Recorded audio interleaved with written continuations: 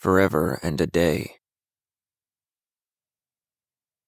Mary tried her best to look natural as she followed Yuta, but the job wasn't easy, considering the fact that Yuta was walking through the middle of a downpour. Thunder clashed overhead, causing Mary to jump. She was more nervous than she would have liked to admit. Though the woman she was following didn't look particularly strong or dangerous, pursuing the villain was not something that Mary was used to doing. The rain was soaking her to the bone. She was cold, and as far as she could tell, she and Yuta were the only two people crazy enough to be wandering through the fair during the storm. Everything about the situation made Mary uneasy, and she wanted to turn around and call the whole thing off, but more than anything else, she wanted to make sure that Joe was safe, and that these Germans were not allowed to succeed at whatever they were trying to accomplish. If she weren't so terrified, it might have been funny, just picturing how she must look out there in the rain, and the idea that she was trying to be some sort of hero was absurd.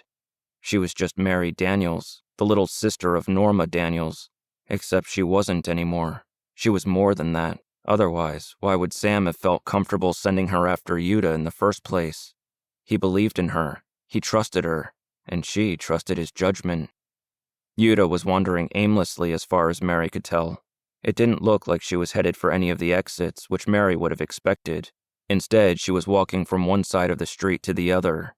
At times, it seemed like she might enter one of the buildings, but then she would stop herself at the last moment and keep walking.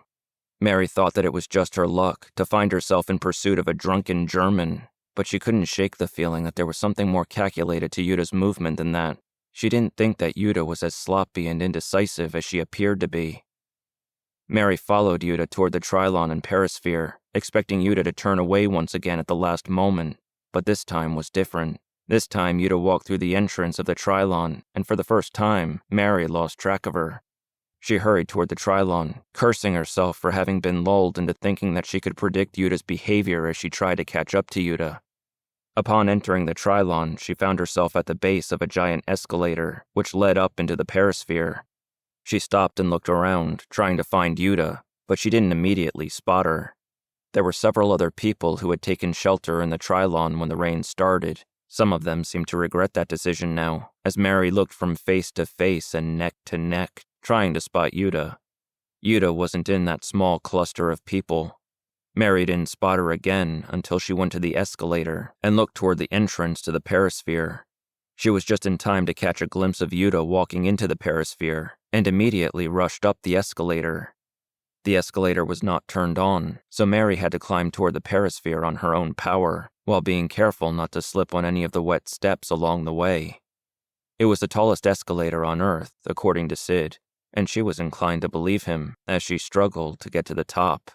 When she did finally reach the Perisphere and went inside, Mary found herself amongst a crowd of people who had taken shelter inside the centerpiece of the fair, and were now gathered around a large model of a futuristic city, listening to a pre-recorded speech about what life would be like in what they had decided to call a democracy. Overhead, slides of the future were projected onto the wall of the sphere. It was all very impressive and exciting the first time you saw it, but the people who were in there had been there for a while and were now listening to the same presentation for what must have been the 100th time that day. Some were sitting on the floor or chatting with other visitors. Others were falling asleep. Children were mouthing the words to the recording as it played and rolling their eyes with boredom. Mary wandered through the exhibit looking for Yuta in the crowd, but she couldn't find her anywhere. There was no doubt in Mary's mind that she was not cut out for this line of work. She had lost track of Yuta nearly as many times as those people must have heard the democracy presentation, and she was beginning to lose hope of ever finding her when she once again caught a glimpse of Yuta on the far side of the circular walkway near the exit. Yuta was leaving the exhibit, and Mary was once again losing her chance to follow the woman, but she was determined not to let this opportunity slip away. She would catch that German if it was the last thing she did. She ran around the walkway and through the exit, which led to the helicline, a long ramp that encircled the Perisphere and led visitors back to the ground. Mary was prepared to race down the helicline in pursuit of Yuta. She ran through the exit at full speed, with nothing but determination in her heart. Determination was not enough, however. Upon her exit from the building, Mary found herself being grabbed by the thick-armed German woman and thrown against the side of the building. She didn't know what was happening. She didn't have time to process her situation before Yuta grabbed her by the hair and slammed her head against the wall over and over again. Yuta then grabbed Mary by the coat and threw her down. As she fell, Mary's head hit the railing that ran along the helicline, and the world went dark around her. When Max pulled his hand out of his pocket, Roy could see that he was holding a gun. The two of them stood, looking at each other in the reflection of the car window, waiting for the first move to be made. Years of bloody crime scene photographs flashed through Roy's head as he waited for Max to turn around and shoot. His grip on the rock in his hand tightened, and every muscle in his arm tensed up in anticipation of the moment when he would have to hurl the rock at Max. He was too far away to try to attack Max while keeping the rock in his hand, and once it was thrown, he would be without a weapon. Leah finished rounding the car and walked to her door. Her eyes didn't move up to Roy right away. Instead, she smiled and looked up, as though to ask Max why he was taking so long. She saw Max staring at the reflection, and then her eyes shifted to Roy, and she let out a gasp. He didn't know whether or not she recognized him. It probably didn't matter much either way. What she and Max both knew was that he was not a stranger on the street just passing. He was there for them. "Max?" Leah said, though she didn't seem to know what she wanted to say next. Her eyes were filled with panic. She knew that the situation was going to get ugly, and she didn't look forward to seeing it play out. Most likely, she was worried about her boyfriend more than anything else. Max's eyes moved away from the reflection and met Leah's for just a moment. Roy could still see his mouth in the car window and the quick grin that he flashed before turning around. The grin was a mistake. It let Roy know that this was it and he needed to act, or else he would be shot. With every ounce of strength that he could muster, Roy threw the rock, aiming for Max's head. He'd never played baseball in school. He'd never had a father to toss the ball around with. He'd never had a brother to throw a shoe at. Truth be told, Roy hadn't needed to throw a great many things in his life, so there was no way of knowing how this would turn out for him. Max completed his turn and saw the rock coming toward him just as he was squeezing the trigger of his gun. The shot rang out and Max moved to the side. The rock smashed through the car window and settled on the seat inside. The bullet that Max fired missed Roy entirely, but it took Roy what seemed like a minute and a half to figure out that he wasn't wounded. In reality, it was probably a fraction of a second, but he felt every bit of it, and it felt like he had wasted too much time before he decided to rush toward Max. There was little else that he could do at this point. If he turned to run away, he would be shot. The only way was forward. The gun was coming up once again by the time Roy reached Max and grabbed his arm, pushing it away. Another shot fired off toward the boardwalk. Roy knew that as long as he held onto Max's arm, Max would be unable to aim the gun, so he tightened his grip and refused to let go. Max grabbed Roy by the collar of his coat and tried to push him back. Roy could feel his shoes slipping on the ground, but struggled to maintain his position. He reached up with his free hand and grabbed Max's neck, pushing him backwards over the roof of the car. Roy had grown up in foster homes, always having to defend himself against the bigger kids. He knew when a knee was coming, and he knew how to deflect it with his own. When Max tried to knee Roy, his balance was lost and he slid off the wet roof of the car down to the windshield. The situation was delicate. Roy hadn't entered into the fight with a great deal of faith in his ability to win it, but now he had Max pinned to the car, and if he played his cards right, he just might come out on top. He began to slam Max's hand on the side of the car, hoping to loosen Max's grip on the gun. Max was letting out pained grunts. He couldn't breathe, and that was just fine by Roy, because the more Max struggled, the easier it would be to get that gun. He needed the gun.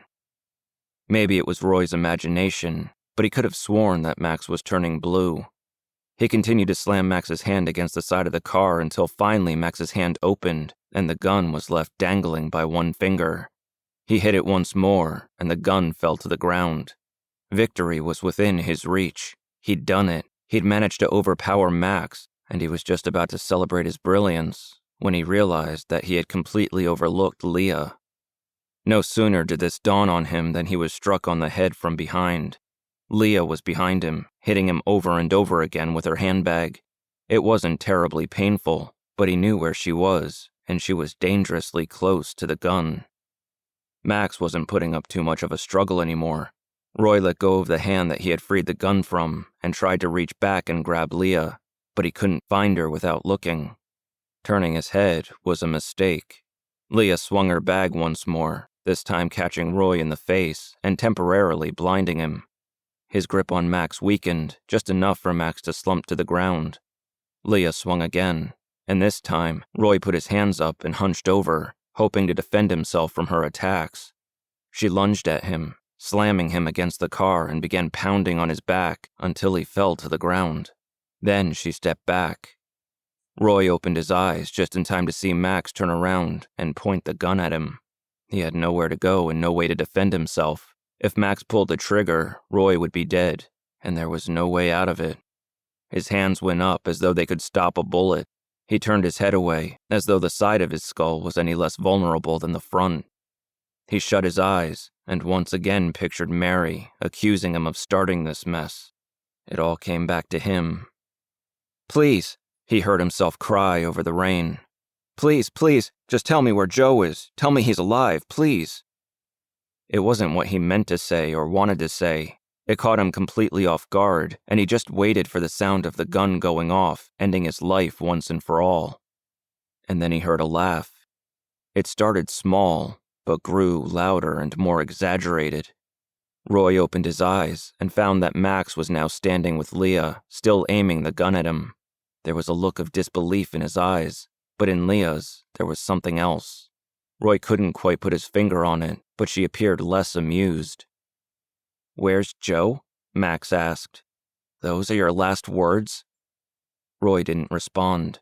He didn't have anything else to say. Max didn't seem to mind Roy's silence. His smile faded, and he extended his arm just a little bit, reaffirming his aim. "We need to go," Leah said to Max, putting a hand on his chest and looking around the street as though they were being watched.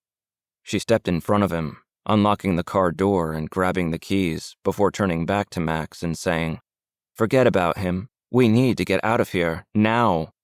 Leah looked back to the road as though someone was coming and started to pull on Max's coat as she climbed into the car, ignoring the broken glass and climbing over the rock on the seat. Max looked up toward whatever Leah saw, and upon seeing it, he took his aim off of Roy and fired a shot at something else. 2 more shots were fired his way, and the back window of the car shattered. "Max!" Leah screamed. Max obviously didn't want to go, but he had no choice. He forgot all about Roy as he hurried into the car and started the engine. Roy barely had time to crawl out of the way before the car pulled out of the parking space. Max fired another shot at whoever was coming their way before speeding down the street. Everything was a blur to Roy. He didn't know what was happening or why he was still alive. All he could bring himself to do was close his eyes and wait for it all to end. Another shot was fired. The car tires screeched, and Roy expected to hear a crash, but then the car accelerated again. Within moments, it was gone. Roy was left on the street, rain washing over him, unable to move. He didn't know how he had survived or why. All he knew was that he should have been dead. Though Max and Leah were gone, Roy kept his eyes shut and waited for his heart to slow down. The last thing he needed was to die of a heart attack after surviving the gunfight. "Are you okay?" came a man's voice, shouted over the sound of the rain as footsteps came near. Roy didn't recognize the voice at first. He didn't know who had saved his life until he finally opened his eyes and saw Detective O'Shea standing over him. "I thought I told you not to come out here," O'Shea told him, extending a hand to help him up. Roy took his hand and got to his feet before answering, "I just might listen next time." The world seemed to stop the moment Sam saw the gun that was being pointed at him. The rain was still coming down by the bucketful, but Sam suddenly became aware of each drop that was hitting his body. His cold hands, his wet feet. It was as though he was taking inventory of every inch of his body, just waiting for the bullet to pierce his flesh. "Who are you?" the older man asked, with a thick German accent which, when combined with his look, completed the image of the evil scientist. "Why are you following me?" Sam swallowed hard. He didn't know what to say. All he wanted to do was charge at the man and take the gun away, but he resisted the urge. He still had his hand in his pocket, holding onto his keyring tightly, trying to believe that Harvey was there with him. There was really nothing that Harvey could do to help him at that moment, but thinking of his cousin and the reason why they had come to the fair in the first place helped Sam to keep things in perspective. This was it. This was the moment that Sam had been waiting for 2 years. Or as Mary would put it, this was the moment when his domino was going to fall. Though thinking of it in that particular language did not fill Sam with a great deal of comfort. "I asked who you are," the man said again. "Sam, I just..." Sam pulled the keys out of his pocket and held them up. "I saw these on the ground when you were walking by. I thought you dropped them." His heart was pounding in his chest and he was nervous, but his stuttering was calculated. He didn't want to come across as intimidating, so he became the man who delivered mail in his cousin's office. Quiet, withdrawn, unsure of himself. Only now, it was an act. When the man put his hand to his coat pocket and felt for his own keys, Sam knew that he bought the story, at least a little bit. It was enough. "They're not mine," the man said. "Oh, okay. So can I go, please? I have someone waiting for me. Please." Sam was not one to beg. He had never considered any object or favor important enough to put himself in that position. He was struggling now to present himself as someone other than the man he was. The man with the gun looked Sam in the eyes, searching for any hint of deception and trying to decide whether or not he should pull the trigger. He had a sparkle in his eye as he considered his options, as though this was his idea of fun. From off to the side of the men, a woman screamed. The German man turned his head in her direction, taking his eyes off of Sam. There was no thought or planning behind Sam's actions when he threw his keys at the man's head, hoping to extend that moment of distraction just long enough to make his way to the man and overpower him. The gun went off as soon as the keys hit the man in the face, and he stumbled backward. Whether the bullet hit Sam or not, he didn't slow down to find out. He charged at the man and grabbed his arm, twisting it until the gun fell to the ground, and the man was crying out in pain.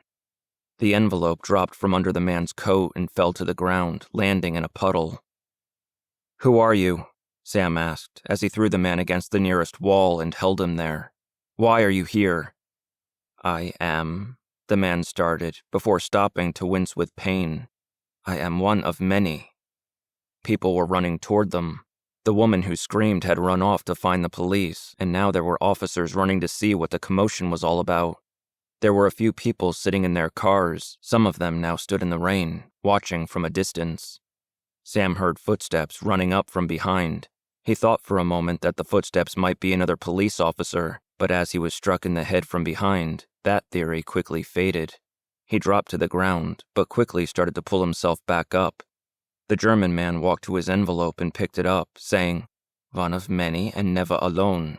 "We need to go," came the deeper, harsher voice of the man who had hit Sam. "Now!" Both men started to run as Sam got to his feet and began to chase them. He heard the officers drawing nearer behind him, yelling, "Stop! Stay where you are!" Sam didn't listen to them. The Germans were getting away, and he could not allow that to happen. He didn't have time to explain the situation to the police. He needed to keep moving. "I said stop," the officer called from behind once again. The larger, younger German who had come to the rescue of the older man now turned and aimed his gun at the police. He fired a shot in their direction, and the bullet surely passed right by Sam, but he didn't slow down. He couldn't. He kept his eyes on that envelope, forcing his legs to work beyond their normal level of comfort. "Stop or I will shoot you," came the officer's voice from behind. Sam didn't even consider slowing down. He heard the words, but they meant nothing to him. The only thing that mattered was that envelope. A shot fired from behind him, and Sam heard the bullet zoom past his ear this time. Normal instinct told him to move out of the way, but he ignored that instinct and kept running. He was getting closer. Just a few seconds more, and he would have been able to grab the older man. He felt the tightening of his jacket as he was grabbed from behind, and suddenly, the weight of another man was pulling Sam toward the ground. He landed hard, with one of the officers on top of him. The other officers started firing on the Germans who had fired on them, but their aim was off, and none of the bullets met their target. "No!" Sam cried out, struggling to get up again, but being pulled to the ground. "Get off of me!" "Stay down," the officer yelled at him, pulling his hands behind his back and pinning them there. Sam watched as the other policemen stopped and tried to take aim once again, but this only served to put more distance between them and the Germans, who were now moving between cars that shielded them from any bullets that might be fired at them. "No!" Sam called out again, feeling the opportunity slipping through his fingers. It was gone, and he knew it. Even if he was released, there was no way for him to catch the Germans. The officer was speaking to him and cuffing his hands behind his back, but Sam wasn't fighting anymore. He wasn't listening to what the officer was saying. He was just watching as the Germans made their way through the parking lot and were eventually picked up by a black car, which quickly sped away from the fair. The police fired at the car, but it was pointless. Once they were gone and the officer had pulled Sam to his feet, Sam finally spoke to him. He said, "You have no idea what you've just done." "Get up!" Mary's eyes shot open at the sound of that voice screaming in her face. She sucked a deep breath of air into her lungs and sat up, looking around and trying to regain her senses. Nobody was with her now. She was alone on the helicline, with rain soaking every inch of her. The second that she tried to move, the world began to spin, and she wanted to throw up. She slumped back down to the ground, still not fully aware of what was happening. She put her hand to her head and closed her eyes, trying to shut out the world around her. Even on this dark and stormy day, the light was blinding. As lightning flashed through the sky, memories came rushing back to Mary. She remembered Harvey and why she'd come to the fair with Sam. She remembered seeing Yuta and following her through the Trilon and Perisphere, past the model of Democracy City and out to the helicline where Yuta attacked her. She needed to get up. She needed to go after Yuta, because that woman could not be allowed to escape. She didn't know how long she'd been unconscious. For all she knew, Yuta could have been back in New Jersey already. But she had to try. Everything important in the world depended on it. Mary reached up and grabbed the railing above her. She pulled herself to her feet, still dizzy and unsure of her ability to move. She squinted against the light, but forced her eyes to remain open so that she could look around the area and find Yuta. She must not have been unconscious for very long, because as soon as Mary looked down the walkway in front of her, she saw Yuta, casually making her way down the ramp, as though it wasn't even raining and she hadn't just assaulted a woman. Trying to take a step forward seemed like it should be easy enough, but the moment Mary let go of the railing, she felt like the ground was quaking beneath her feet. She swallowed hard, forcing herself to take another step. She told herself that the movement was all in her head, and she needed to move just as she always had before, ignoring what her senses were telling her. It was easier said than done. Those first several steps took far longer than they should have, and the whole time she was struggling, Mary couldn't help but keep her eyes on Yuta and think about how that woman might get away just because Mary Daniels couldn't bring herself to walk properly. But the steps became easier as her mind began to clear. Though she still wanted to slump over and fall asleep, Mary eventually found her ability to move, and she pushed that ability to its limit. To say that she ran after Yuta would be an exaggeration, but Mary managed a quick walking pace. At the very least, she was moving faster than Yuta's casual stroll, and she began to catch up. What she would do when she actually caught the woman, she didn't know. She imagined that she would try to overpower her and hold her there until someone called the police. It sounded like a simple plan, but given the fact that Mary wasn't even sure whether or not she was walking in a straight path, she wasn't convinced that she would be able to pull it off. Her steps were sloppy. Even in the rain, the sound of her heels on the walkway were loud enough for Yuta to hear once she got close enough. There would be no way to sneak up on Yuta, no element of surprise, no weapon. She considered taking her shoes off and solving both problems at one time, but if she attempted to stand on one foot while taking off the other's shoe, she was sure that she would topple over. Eventually, when Mary was close enough, Yuta did stop walking. She tilted her head, as though listening for the sound of footsteps behind her, and Mary stopped walking, hoping that Yuta would just continue on her way once again and allow Mary to gain some more progress before Yuta became aware of her presence. Things did not go as well as Mary had hoped. Rather than continue walking, Yuta slowly began to turn around. By the time she was facing Mary, her eyes had narrowed, and her hand was slipping into her pocket. Mary couldn't take her eyes off of that hand as it slowly pulled a small paring knife from Yuta's raincoat. Ordinarily, Mary might not think that a paring knife would be a particularly intimidating weapon, but there was something about the way that Yuta was looking at her that made her uneasy. It was as though Yuta wasn't planning to simply swing and stab with the knife. Instead, Yuta was looking Mary up and down, as though deciding how to best go about carving her up. Yuta took a step toward Mary, and Mary told her feet to take a step back, but instead found herself moving forward. Her fists were balled, her own eyes narrowed. At the end of the day, it didn't matter whether Yuta had weapons or the ability to see straight. What mattered was that this woman knew where Joe was, and that she and her friends were conspiring to do horrible things to the world. Mary remembered her mother's rants about the dangers of the world and the responsibility of each citizen to stand up for liberty. She remembered her father reading her stories about knights with swords, valiantly slaying dragons and saving the day. She remembered Norma telling her that the thing she valued the most in the world was family. And Maggie, who, when she looked at Mary, made her believe that she was a capable and responsible adult. In her nightmares, Mary always saw an extra grave waiting for Joe. Recently, another grave appeared for Sam. They were the things that she loved the most in the world, and they were why she could not step back when Yuta approached her. They were the reason why she moved forward. Knife or no knife, Mary would not allow Yuta to leave that fair. She moved forward, ignoring the dizziness and the blinding light which was now causing her head to throb. She convinced herself that she would not fall over, and she would succeed in stopping Yuta. In the stories that her father told her, the good guys always won. She was the good guy now.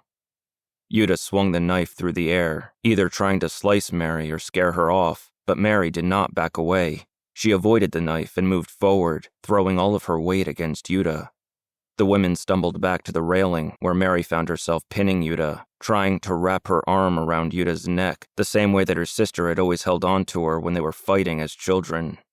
Yuta was swinging her arms, trying to get Mary to back away. She tried to stab at Mary with the knife, just as Mary grabbed onto Yuta's hair and yanked it as hard as she could, pulling Yuta's head back and bringing Mary face to face with Yuta's goiter.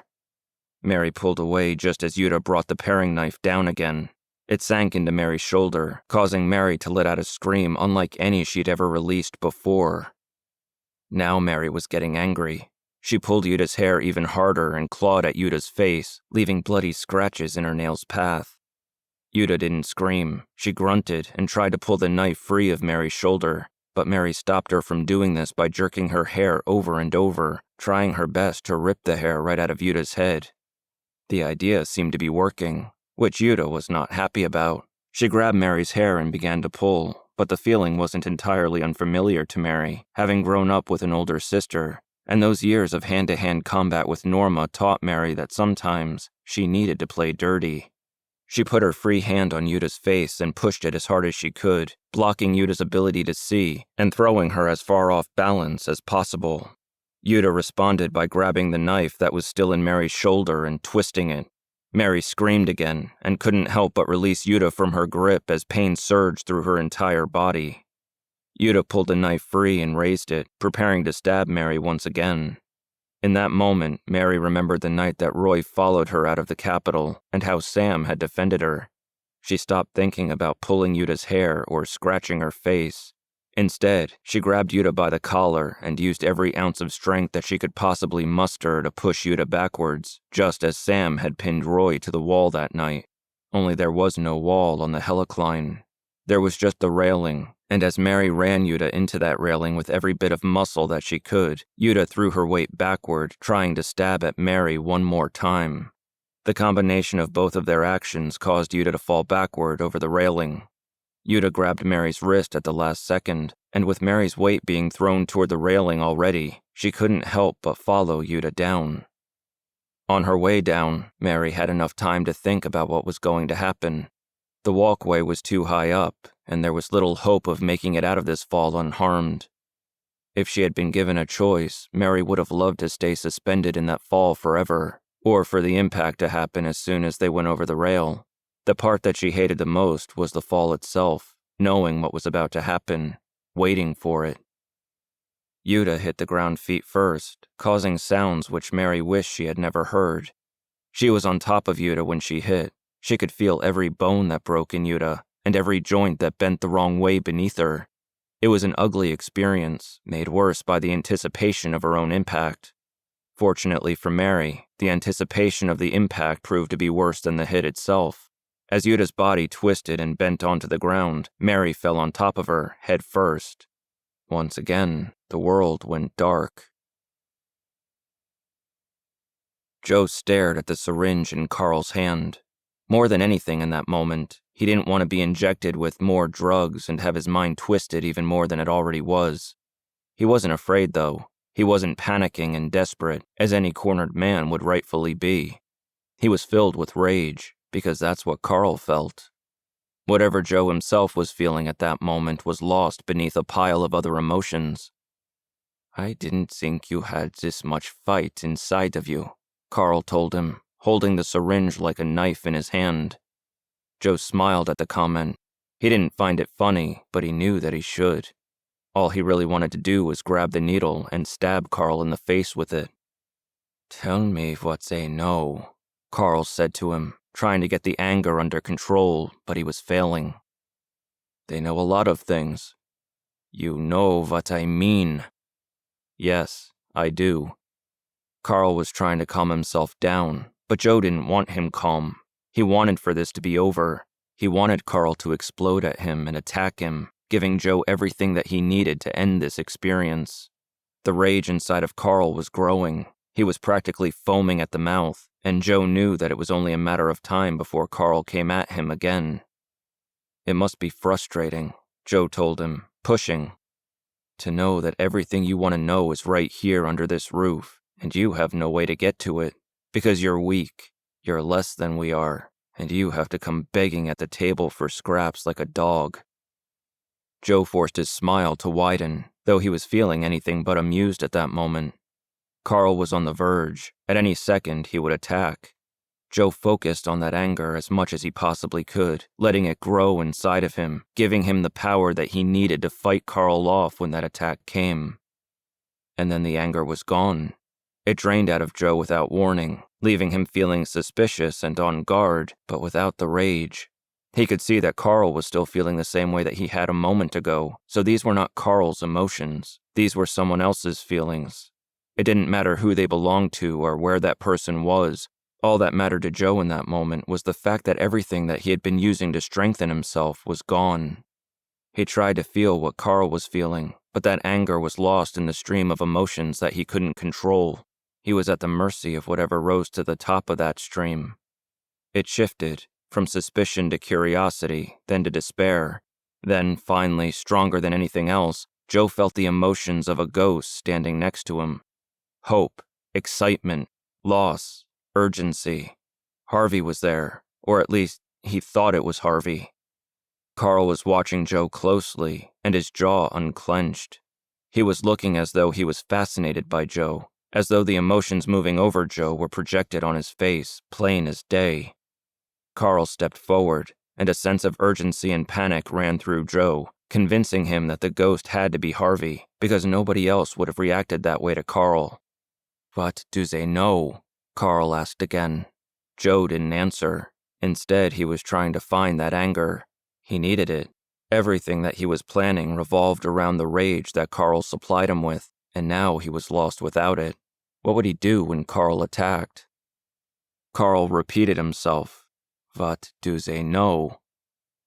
There was a noise upstairs. It was a thud, as though someone had dropped something on the floor, but there were no footsteps. Nobody was supposed to be in the house. Carl looked toward the ceiling, listening for any other sound. When enough time had passed without hearing anything, he looked back to Joe and again asked, "What do they know?" A shadow moved past the basement window and along the wall behind Joe. When Carl saw it, he turned toward the window, looking for whatever created that shadow, but he didn't see anything. He stepped toward the window, thinking and questioning. Then he turned back to Joe, with the questioning expression still lingering on his face. "Could be ghosts," Joe told him matter-of-factly. Carl now looked at Joe, knowing that Joe was aware of exactly what was going on. He moved toward Joe, grabbing him by the neck and holding the syringe in front of his face. "Tell me," Carl growled. What do they know? Joe smiled and replied, They know I'm here. A door broke open upstairs and feet swarmed the floor above them. Carl looked up and turned toward the basement door, waiting for people to break through it. Joe wasn't willing to wait. He grabbed the hand that Carl was holding the syringe in and pried the hand open. The syringe fell to the ground, and Carl turned around just in time to see Joe headbutt him.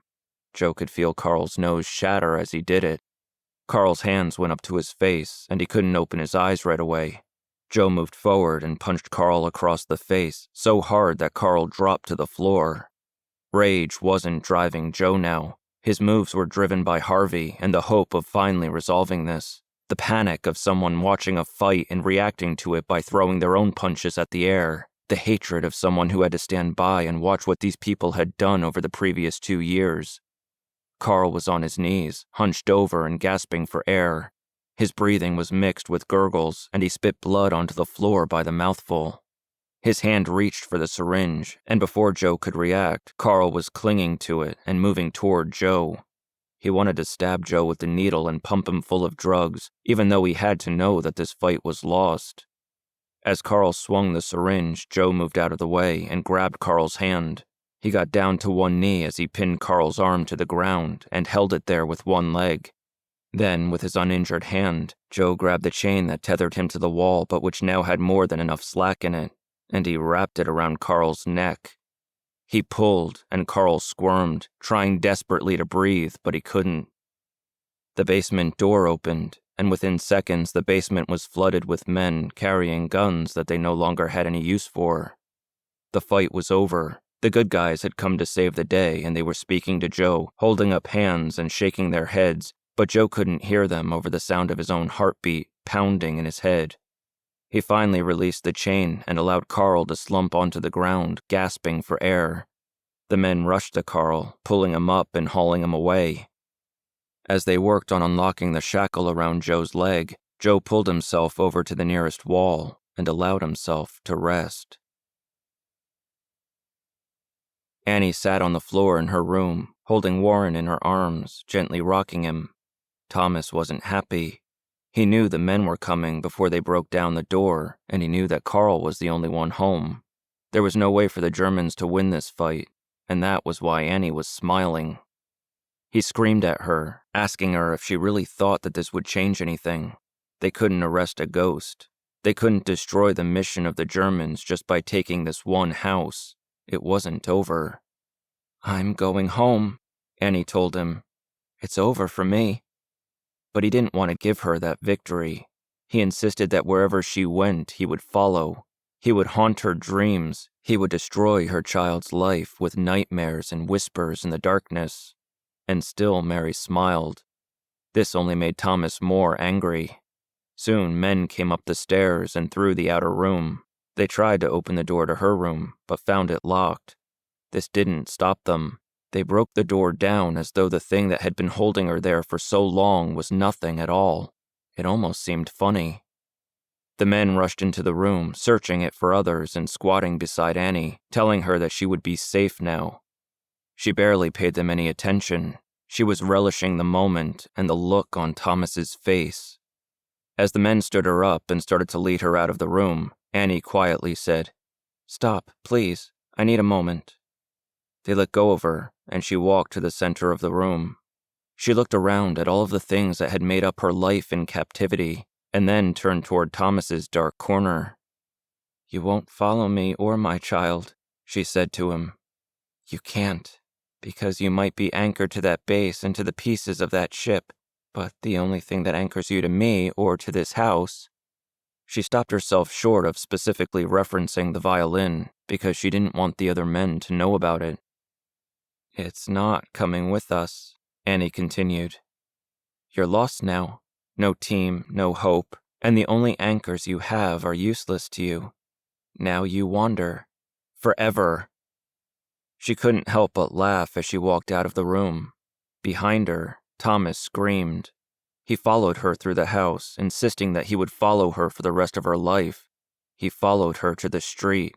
He followed her as she and her baby were driven away from that house.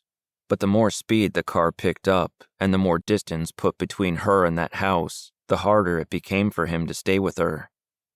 Back at the house, the violin remained, resting in its case. On top of it sat a copy of Mein Kampf.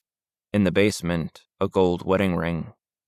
There the ghosts remained, their screams unheard. When Mary opened her eyes, she was surrounded by police officers telling her to stay calm and not to move. In the distance, she could hear Sam's voice yelling her name. He sounded scared, and that scared her. She lifted her head, though the world was spinning more than ever. Her body felt like dead weight. Though she could feel her arms and legs just fine, she felt weak. He called her name again, and she pulled herself off of Yuta and to her knees. "Ma'am, you need to stay still, we have help coming," one of the officers told her, putting a hand on her shoulder. "Sam," she said, holding her head in her hand. "I need Sam. Sam can't come right now, he's being held for questioning." "Held? By who?" she asked, before remembering that she was talking to a police officer. "No, we need to stop them. Please, help me up, we need to stop them." Mary tried to get to her feet, but the officer put a hand on her and urged her to stay down. He told her, "If you want Sam to be okay, you should make sure that you're okay first. He'll be fine, I promise." She didn't want to comply. She wanted to get to her feet and track down Sam and never leave his side for as long as she lived. But the more she moved, the more she felt like throwing up. So Mary found herself sitting on the ground, with a police officer holding an umbrella over her. It was a nice gesture, but it seemed a little silly to her at that point. Her eyes eventually moved to Yuta, whose eyes were open and staring at nothing in particular. At first, Mary thought that she was just injured, but she quickly realized that Yuta was dead. Her neck was broken, her legs were twisted into unnatural positions. Her skin was turning blue. Mary could barely stand to look at her, and yet she couldn't seem to look away. "If I had to guess," the officer told her, "I'd say that she took the brunt of the impact. You're lucky." His last two words hung in Mary's head for quite a while after that. She didn't speak very much as the ambulance came, and she was examined for life-threatening injuries. As they put her on a stretcher, she could see Sam being interviewed by police officers in the distance. His hands were cuffed behind his back, and he had a pained expression on his face, but he never took his eyes off of her. She wanted to run to him, she needed him, but as the ambulance pulled away, she was forced to leave him behind. The day was a frenzy of examinations and interviews, both by doctors and by men who said that they were from the government. She answered their questions, but they never answered hers. They never told her where Sam was. They never told her where Joe was. All she could do was sit in her hospital bed, waiting. Eventually, the dizziness went away, and the urge to vomit went along with it. Her head was still throbbing, but it was tolerable. Her stab wounds and various bumps and bruises had been tended to. All in all, she was doing pretty well for a woman who had fallen as far as she had. The police officer was right. She was lucky. Lucky that Yuta had managed to reach the lower part of the ramp before Mary caught up to her. Lucky that Yuta fell first. Lucky for so many reasons, but she didn't feel lucky. She sat alone, with no word on her loved ones. Nurses would come in and smile and be pleasant, but they couldn't tell her anything about the others. She tried calling the bookstore, but there was no answer, which meant that Vasya wasn't there. Finally, at 2 a.m, the door to her room opened. She saw a man enter her room and close the door behind him. She reached for the light by her bed and turned it on, revealing the most beautiful sight she had ever seen in her life: Sam. Despite doctor's orders to take it easy for a while, she leapt from the bed and into his arms, bursting into tears. "I was so worried," she told him. "You were worried. I was only arrested. You were thrown off a bridge.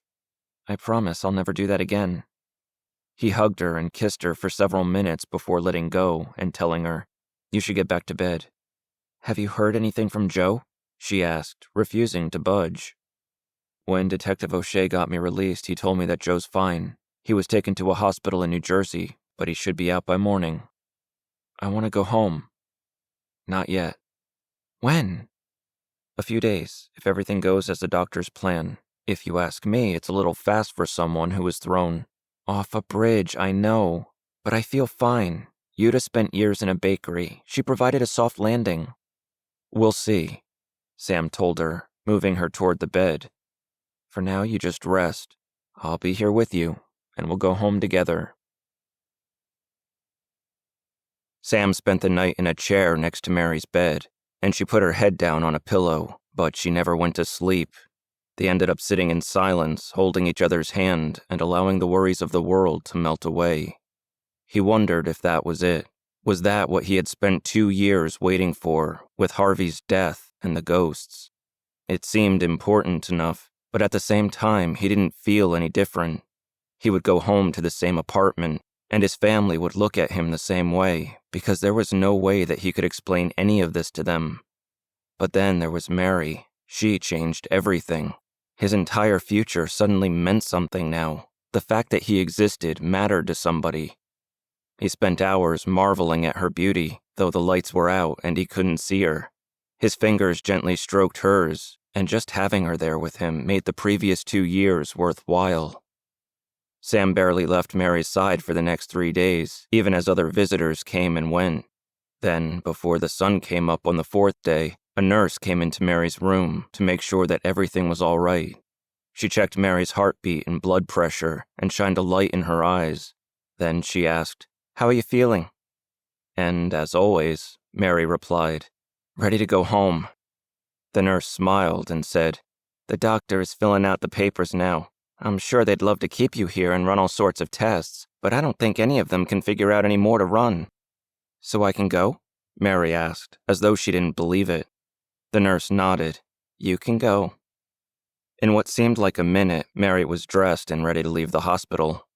Sam pulled the car around as she went through all of the details and filled out all of the paperwork. When he went back inside to get Mary, the doctor gave Sam his own list of instructions, and Sam agreed to follow them to the letter. And then, after days of worry and stress, it was just Sam and Mary in his car, driving down the pre-dawn streets together. The weight of the world was lifted from their shoulders, and now they could get on with their lives. As he drove, Mary rested her head on the window and watched the world go by. She was quiet for a little while, but then she said to him, "When I was little, I remember wanting everything that Norma had. I wanted her toys, I wanted her clothes. Wherever she went, I wanted to follow." Sam looked over at Mary just for a second, which was enough for him to see a smile on her face. She sounded tired, but she looked beautiful. She continued her story, telling him, "Even when she got married, I wanted what she had. Not Joe, but the whole picture of her life. You know what I mean? But now for the first time, I want what I have." Mary reached over and took Sam's hand. She kissed it, and then held it in her own as she went back to looking out the window. The sun was just coming up, and when Sam glanced at Mary again, she seemed to glow. She'd probably have told him that her hair was a mess and she didn't have any makeup on. She was absolutely exhausted, but she was the most beautiful thing that he had ever seen. He still couldn't believe that she was his. His eyes then found their way to the charm on his keychain, Harvey's good luck charm, which didn't seem to have brought him much luck at all. He remembered Harvey as a child, running around and playing cowboys and Indians, laughing at dumb jokes and making sandwiches that disgusted his mother. The boy who wanted to do so many things with his life and wound up doing none of them. He missed his chance. Sam wanted a lot from his life, too. He suddenly found himself with goals and ambition. He wanted to make something of himself. He wanted to make his family proud, and he wanted Mary by his side as he did it. He wanted a family with her. He wanted to grow old with her, and he could picture that future as clearly as if it were being projected on a screen in front of him. They arrived at Mary's apartment building. He stopped the car, and that's when he heard the words leave his mouth. "Mary, will you marry me, please?" He had a silly grin on his face as he realized what he was asking. It was the most logical thing that he had ever done in his life. It was the only thing that had ever made complete sense to him. He looked through the windshield, and it was as though the sun was rising on his future. Then he turned to Mary, and he saw her peacefully resting her head on the window. She hadn't heard a word of it. Joe hung up the phone and turned to Vasya, who had been checking in on him at the bookstore ever since he got back to the city. When he wasn't visiting Mary in the hospital, he had been on the phone off and on talking with Michael, trying to figure out what happened to Max and Leah and getting updates on Annie and the baby. He wanted answers, and he wanted them immediately. The problem was, answers seldom came quickly for Joe. All he knew was that Carl was in custody, Yuta was dead, and Mary was a walking miracle. It wasn't enough. "You should sleep," Vasya told him. She'd been pushing him to eat and sleep for days, but he wouldn't listen. "Joe, you've been through a lot. You've been beaten and drugged. You need rest, or you won't be of any use to anyone." "I can't sleep. I can't get a handle on the emotions. It's like a stampede in my head being back in the city. It's overwhelming." "The doctor said that the drug should be out of your system by now. Maybe you should have stayed at hospital." "And what, felt all of the happy people who go to the hospital?" Joe replied, with much more sarcasm than he had intended. He quickly softened up and said, "I'm sorry. I just wish that I could go back to normal." "How do you normally do it?" Vasya asked. "Manage the emotions, I mean." "Normally, I focus on what I know is mine, my pain, my loss. But now, I can't tell where I am anymore." Vasya responded to him, but Joe couldn't hear what she said. He was struck by a sudden sensation so powerful that it felt as though the world was shattering beneath his feet. His legs grew numb, tears formed in his eyes, panic, immeasurable pain, so complete and profound that he couldn't breathe. "God," he said under his breath, as he found himself moving toward the door with Vasya close behind. She was saying his name and asking what was wrong, but he couldn't answer her. As soon as he hit the sidewalk, Joe was running. His heart was pounding in his chest. Tears were blurring his vision. He heard screaming in the distance. At first, it sounded like a wounded animal, but as he got closer, he recognized the sound as human. He recognized the voice as Sam. When Joe reached Mary's apartment building, he found Sam sitting on the sidewalk next to the passenger side of his car, begging and pleading in between sobs. Mary was in his lap. And just like that, Joe knew where his emotions began. Epilogue. Walter Weiss. A week had passed, and Roy had barely left his apartment. He sat with the shades drawn and a bottle of whiskey always at the ready. On the table in front of him, Roy had an old copy of his newspaper with the headline, "Teddy Dowling Saved by Local Mystic." Next to that paper was a much more recent edition, folded back to the obituaries. Mary's picture was staring back at him. There were no words. For the first time in Roy's life, he could say nothing. All he could bring himself to do was conjure the image of Mary as she smacked him across the face, telling him that all of this was his fault. He took a sip of whiskey and put another cigarette in his mouth, keeping his words to himself. After all, it's what Mary would have wanted. When Roy reached into his pocket and pulled out his lighter, he heard something drop onto the floor beside him. He looked down and saw what had fallen. It was his old wooden cross, the one he had lost on the night when he first overheard Sam telling Mary about Harvey, the one he hadn't seen since. Roy didn't bend down to pick up the cross. He just stood there, staring at it. For a week, Sam could barely move. He wasn't really sure what he was supposed to do or say. He loved her with every ounce of himself, but when it came to funerals and eulogies, who was he? He wasn't family. He knew Joe, but they weren't close enough to lean on each other in their time of mourning. When Mary was a part of his life, Sam knew his place in the world. Without her, he was just as lost and alone as he had ever been. Sid alternated between trying to make Sam laugh and not saying anything at all. He was a great friend who had seen Sam through some of the worst times in his life, but there was nothing that he could say or do that would make Sam feel any better this time. At the funeral, Sam sat in the back of the crowd. He looked at all of the people who were there to mourn Mary's passing. Old school friends, neighbors, customers from the bookstore and the Capitol. She was loved, and seeing so many people at her funeral brought Sam the only bit of joy that he had felt since she died. He wondered if she knew how many people cared about her. He wondered if she knew how many people would cry at her funeral. He wondered if she was there, watching it all. The day after the funeral, Sam found himself walking back and forth in front of her apartment building. He didn't know why he was there exactly, but being in front of the building where she had spent most of her life and walking on the sidewalk where he last held her made him feel closer to her somehow. On his fourth or fifth pass in front of the building, Sam saw Vasya walking up the sidewalk. She stopped as she reached Mary's front steps and waited for Sam to make his way back there. Once he was standing there with her, looking her in the eyes, Sam couldn't think of a single thing to say. He found himself staring at her, trying to force words to come out of his mouth, but he couldn't make a sound. Amazingly, Vasya seemed to know just what he was thinking. She gave him a knowing nod, which brought tears to Sam's eyes. He would have started sobbing right then and there if Vasya hadn't taken his arm and led him into the building. Mary's apartment was exactly how she'd left it. There was still a plate of uneaten breakfast on the table, now growing moldy. Vasya went to work, cleaning the place up and making sure that there would be no spoiled food for as long as it took Joe to figure out what to do with the place. On a coffee table, there was a book which had a bookmark inserted not far from the end. When Sam saw it, he couldn't help but think that Mary would never know what happened at the end of that story. It made his throat tighten just thinking about it.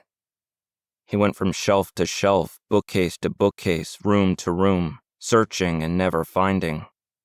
When he finally joined Vasya again, she asked him, "What are you looking for?" Sam wasn't really sure how to explain, but he tried anyway. He told her, "I'm looking around this place now, trying to figure out what her charm would be. What one object would Mary be connected to? Where do I have to go to find her? Because for the past week I've been waiting to feel her near me, to feel her holding my hand or sitting next to me. I've been waiting to know for sure that she's not really gone. Because she can't be," Sam told Vasya. "She can't be gone." At first, Sam expected Vasya to argue with him and tell him how horrible it was for him to wish that she wasn't at rest. He expected her to tell him that he was selfish and cruel. Instead, she asked, "Have you found anything?" And all he could do to answer that question was shake his head. Vasya seemed disappointed. "She reminded me of my sister," Vasya smiled. "So hopeful and so good, so in love." That last sentence felt like a knife to Sam's gut. He hadn't told anyone about that morning in the car until he blurted it out to Vasya. "I asked her to marry me." For a moment, Vasya's eyes lit up. For just a split second, she looked as though this was good news and there might be a wedding. And then the look faded back to sorrow. "Even before that day, I knew she was the one. I knew that I needed to marry her, that I couldn't live without her." "What did she say? Were you going to get married?" "I'll never know." The store had been closed for a week. The place that Joe had gone to avoid his own apartment was now no more comforting than his home. He had nowhere to turn, and no family to comfort him. Being in that place made him feel like a thief. It wasn't his, not really. The store belonged to Norma's father, and Joe only inherited a part of it because Norma was dead. Now it was all his because Mary was dead too. Decades of hard work and family legacy all boiled down to a dead end. He was keeping it for her. He wanted Mary to have that legacy, and when she was ready, he would have handed the whole thing over to her. She was getting there too. She was taking on more responsibilities and starting to act like an adult right before she died. The drugs were out of Joe's system now, and all he could feel was his own bitterness and anger. But he eventually went back to the store and opened it for business because he owed at least that much to the family that he had destroyed simply by existing. An hour after opening, a man walked into the store and went directly to the counter where Joe was standing. He was a middle-aged man, a little on the heavy side, wearing a dark suit and a plain black tie. His gray hair was slicked back, and sweat was dripping down his brow. "Can I help you find something?" Joe asked, though not in the most hospitable tone ever. "Joseph Oster?" Joe suddenly felt sick to his stomach. He hadn't had to deal with one of these people since he last closed the store, and now they hadn't wasted any time in pestering him again. "Look," he said, "I can't help you find your lost loved one. I can't talk to dead people. I can't tell you your fortune. I'm not what you think I am, the man cut in. Then what are you? The man pulled a business card from his pocket and handed it to Joe. As Joe read it, the man explained what was on the card, saying, "My name is Walter Weiss. I work for the president's office. What do you want with me?" "I was impressed with the work that you did on the Annalise Meyer case, the way you tracked down her kidnappers. Your success was remarkable. I would love to explore your psychic abilities more deeply." "My success? Is that what you're calling it?" Joe shot back, with all of the bitterness that he had inside of him. "I couldn't see the lies of a woman standing right in front of me. I couldn't prevent the real Annalise Meyer from being raped, from having her money stolen from her, from losing her home, from potentially having her child taken away from her because she is broken. I couldn't stop the Germans from getting whatever information their ghosts had to offer. And even more regrettably, I didn't kill Karl Gottschalk when I had the chance. Now he'll rot in prison for a good long time, which is more than that piece of garbage deserves. I couldn't save the one remaining family member that I had in the world. And why did she die? Because I failed to stop the Germans. I was taken prisoner before I ever even entered their house. And the only reason I went there in the first place was because I was foolish and arrogant enough to believe that I could make a difference. You call me a psychic. A psychic is someone who can stop his wife and his daughter from getting run down in the middle of the street, Mr. Weiss. A psychic is someone who can make a difference and stop good people from getting killed. I am no psychic. I'm a failure." Mr. Weiss took a moment to let Joe's words sink in. He then nodded and said, "Then allow me to offer you the chance to correct your mistakes." "I don't want to hear it. Those Germans who held you captive were one branch of a much larger tree. They were an offshoot of another group who answered to much more competent, much more dangerous men. You're right, they did get the information that their ghost provided, but that was nothing compared to what they could potentially discover still. Weapons, technology, military strategy. I want you to help us find those people, to stop them from taking innocent lives around the world. I am offering you the chance to stop being a failure, Mr. Oster. Think it over. Call me if you decide to accept my offer." The man then turned and walked out of the bookstore. Once he was gone, Joe threw his card in the garbage can. There was a dark hallway inside a house that nobody had lived in for many years, hidden down a dirt road that appeared on no map ever printed. At the end of this hallway, there was a room that was lit only by the glow of 3 candles. These candles sat on a wood table, and a man stood before this table holding an envelope in his hands. He hadn't dared to open the envelope in the car because it had been soaked in his struggle with the American. It needed to be handled with utmost care. Now, he was prepared to peel away the envelope and discover what awaited him inside. This was the culmination of his life's work, proof that ghosts not only existed, but could be an asset to the cause. His heart pounded in his chest as he imagined what was written on the papers within. He held his breath as he removed the soaked envelope, which fell apart as he did it. Then, as gently as he possibly could, the man flipped the papers in his hand, revealing Yuta's notes. His eyes widened. A low growl formed in his gut and vibrated through his throat. He stood there for several seconds in complete disbelief, staring at those papers, flipping through them and trying to wrap his mind around what he saw. They were nothing. They were unreadable smears of cheap ink that had run after being soaked and bled through the paper, destroying all but 2 of the words that Yuta had written. 2 useless words. Joseph Oster.